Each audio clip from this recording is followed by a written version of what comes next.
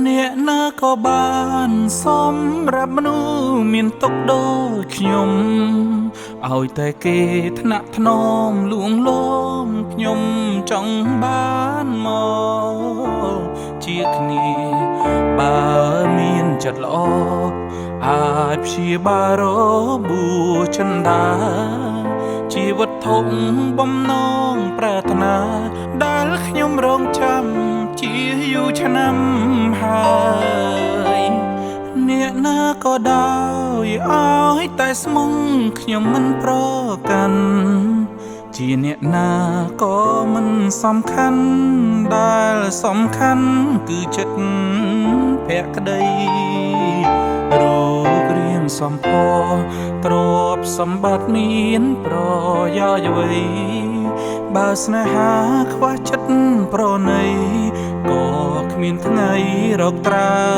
យសុខបានរឿងស្នេហ៍ដែលកន្លងសែនជូរចត់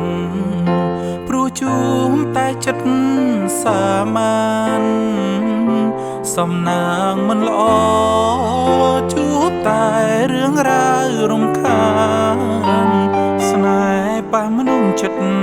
ព្រានបំផ្លាញជីវិតអ្នកណាក៏ដោយឲ្យតែមានចិត្តសប្បុរសខ្ញុំមិនខ្វល់ពីវ័យទាំងអង្គផ្សងរកតែស្នេហាមួយពិតបងបូជាកាយឥតមានស្ដាយជូនស្រមិត្តដើម្បីស្នងចិត្តបរិសុទ្ធដែលបងតែងសូបិន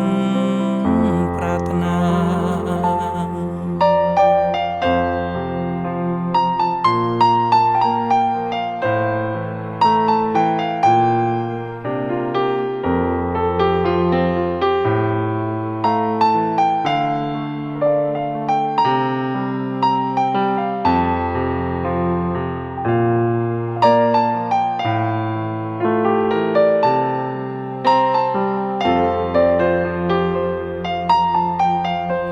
រឿងស្នេហ៍ដែលកន្លងសែនជូរចត់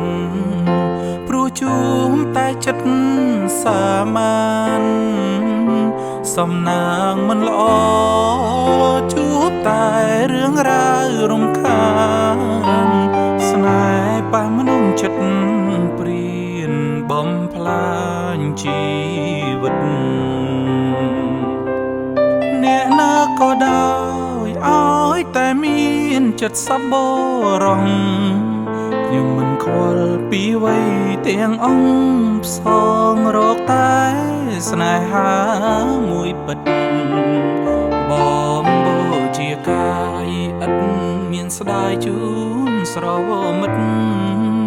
ដើម្បីស្នងចិត្តបរិសុទ្ធដែលបងតែងសូបិន